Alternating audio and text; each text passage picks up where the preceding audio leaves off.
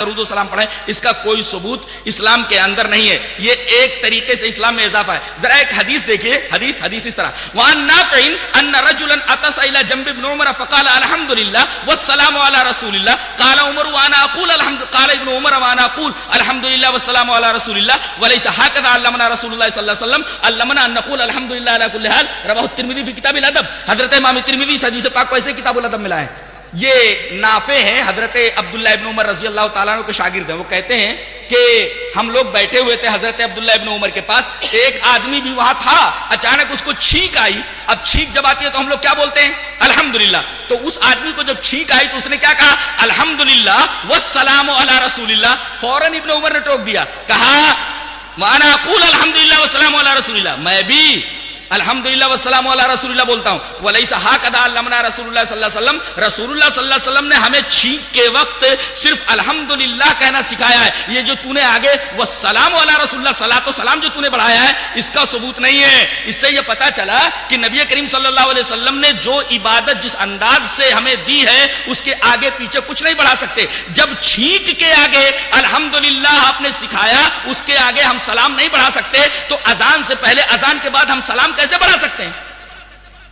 اگر ایسا ہوتا تو حضرت ابن عمر رضی اللہ تعالیٰ عنہ اس آدمی کو کیسے ٹوکتے؟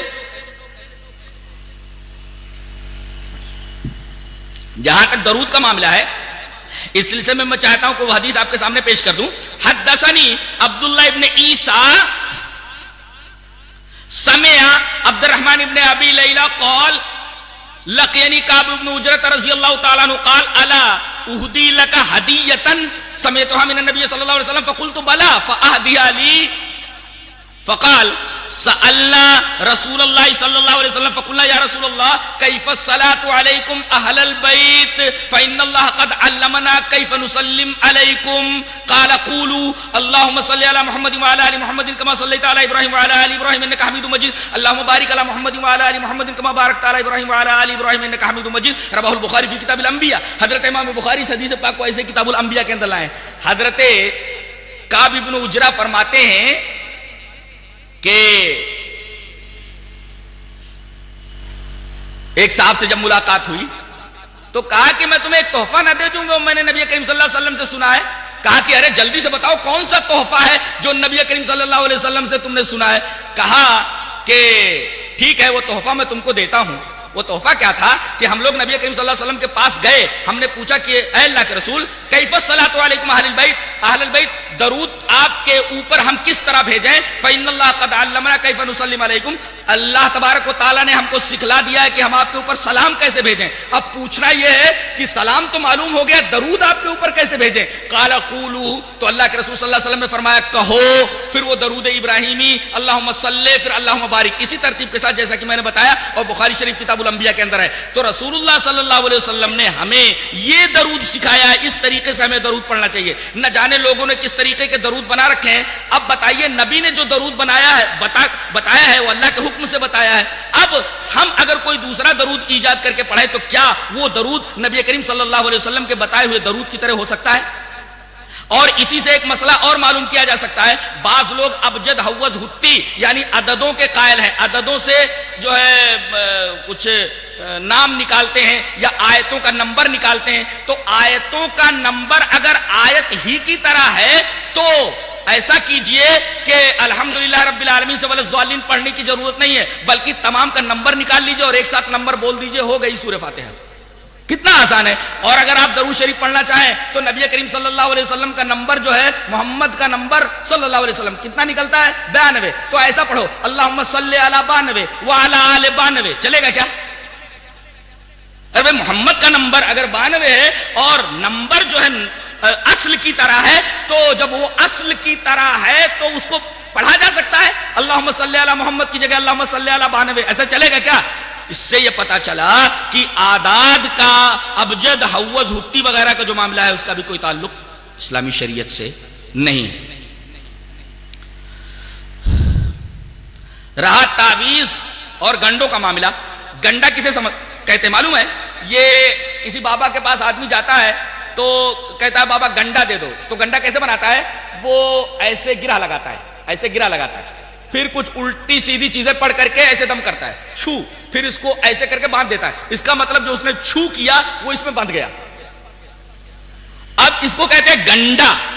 اب اس کا ثبوت ہے کیا اسلام کے اندر؟ یہ حدیث پاک دیکھیے. وعن ابی ہریرہ رضی اللہ تعالی عنہ قال قال رسول اللہ صلی اللہ علیہ وسلم من عقد عقدۃ ثم نفث فيها فقد سحر ومن سحر فقد اشرک ومن تعلق شيئا اكل الیہ رواہ النسائی فی کتاب الایمان وشرائعہ. حضرت امام نسائی اس حدیث پاک کو ایسے ہی کتاب الایمان کے اندر لائے. راوی حضرت ابو ہریرہ ہیں. حضرت ابو ہریرہ رضی اللہ تعالی عنہ فرماتے ہیں کہ رسول اللہ صلی اللہ علیہ وسلم نے ارشاد فرمایا جس آدمی نے گرہ لگائی، یہ گرہ لگانا، جس آدمی نے گرہ، من عقد عقدۃ، جس آدمی نے گرہ لگائی، ثم نفث فيها، پھر اس کے اندر پھونکا، چھو، فقد سحر، اس نے جادو کیا، ومن سحر فقد اشرک، جس نے جادو کیا اس نے شرک کیا، ومن تعلق شيئا وكل الیہ، اور جو آدمی کوئی چیز لٹکاتا ہے تو اس کے حوالے کر دیا جاتا ہے. کسی آدمی نے ڈورا لٹکایا، اللہ کہتا ہے جا میں نے ڈورے کے حوالے کر دیا. یہ ڈورا کیا تیرا بنا لیتا ہے، کیا بگاڑ لیتا ہے؟ بنا لے، بگاڑ لے.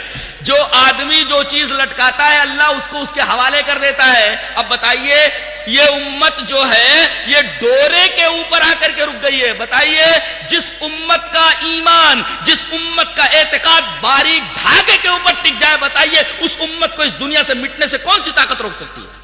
اللہ پر سے بھروسہ اٹھ گیا، دھاگے کے اوپر بھروسہ ہو گیا. تو من عقد عقدۃ ثم نفث فيها فقد سحر، جس آدمی نے گرہ لگائی پھر اس کے اندر پھونک مارا اس نے جادو کیا، اور جس آدمی نے جادو کیا اس نے شرک کیا. پتہ یہ چلا کہ جس آدمی نے گنڈا بنایا، گنڈا پہنا، دونوں نے شرک کیا. یہ تو گنڈے کا معاملہ ہوا. تعویذ کا معاملہ دیکھیے.